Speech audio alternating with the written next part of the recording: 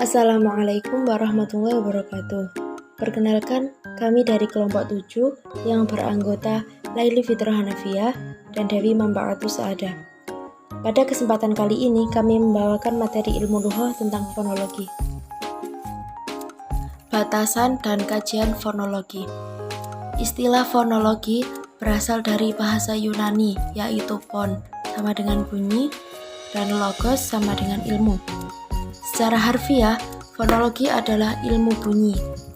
Fonologi merupakan bagian dari ilmu bahasa yang mengkaji bunyi.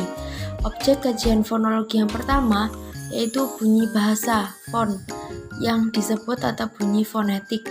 Dan yang kedua, mengkaji fonem yang disebut tata fonem atau fonemik. Dengan demikian, dapat disimpulkan bahwa fonologi adalah cabang ilmu bahasa atau linguistik yang mengkaji bunyi-bunyi bahasa. Proses terbentuknya dan perubahannya, fonologi mengkaji bunyi bahasa secara umum dan fungsional. Beberapa pengertian mengenai tata bunyi. Yang pertama yaitu fonem. Istilah fonem dapat didefinisikan sebagai satuan bahasa terkecil yang bersifat fungsional. Artinya, satuan fonem memiliki fungsi untuk membedakan makna. Fonem dalam bahasa mempunyai beberapa macam lafal yang bergantung pada tempatnya dalam kata atau suku kata. Contoh fonem T. Jika berada di awal kata atau suku kata, dilafalkan secara lepas. Pada kata topi, fonem T dilafalkan lepas. Namun, jika berada di akhir kata, fonem T tidak diucapkan lepas. Bibir kita masih tetap rapat, tertutup saat mengucapkan bunyi, misal pada kata buat. Yang kedua yaitu alofon. Alofon adalah perbedaan bunyi yang tidak menimbulkan perbedaan makna. Misalnya I kecil dan I besar. Dalam contoh kata menangis, alofon merupakan keseluruhan realisasi pengucapan fonem. Artinya, banyak mempunyai kesamaan dalam pengucapannya. Alofon suatu fonem dapat juga menunjukkan ciri hubungan yang disebut bervariasi bebas. Alofon-alofon demikian dapat dipertukarkan di tempat yang sama. Hal ini dapat terjadi terutama karena alat ucap manusia pada dasarnya tidak mampu melafalkan dua bunyi yang benar-benar sama berturut-turut. Kedudukan fonologi. Kedudukan fonologi dalam studi bahasa dapat dilihat dari hubungan antara bentuk bahasa. Jika bahasa dibagi secara sederhana atas dua ranah, ada dua, yaitu bentuk dan makna. Maka fonologi berada pada tataran bentuk. Menurut Halliday, merupakan penghubung antara substansi bahasa dan bentuk bahasa. Substansi bahasa di sini adalah fonetik sementara tata bahasa dan leksis.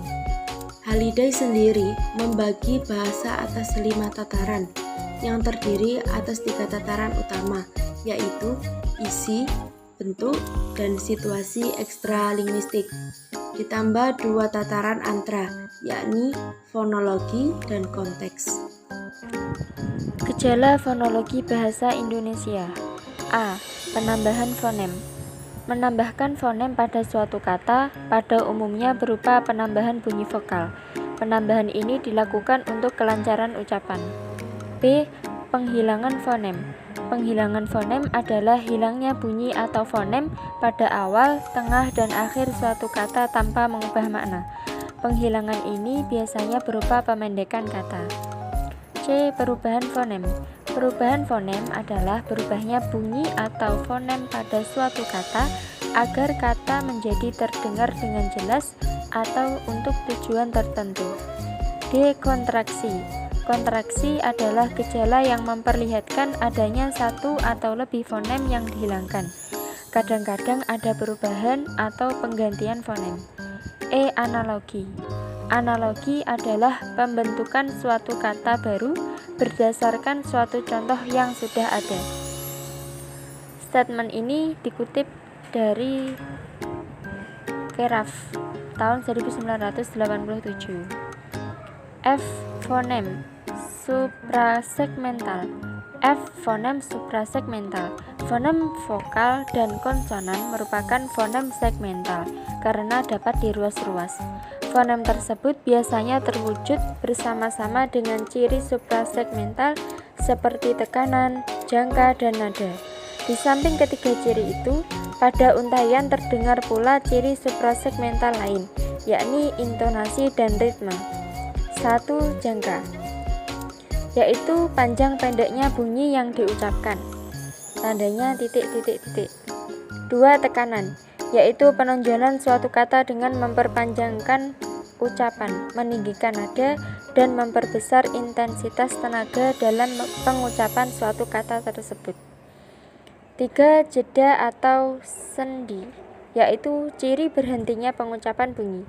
4. Intonasi, yaitu ciri suprasegmental yang berhubungan dengan naik turunnya nada dalam pelafalan kalimat. 5. Ritme adalah ciri suprasegmental yang berhubungan dengan pola pemberian tekanan pada kata dalam kalimat.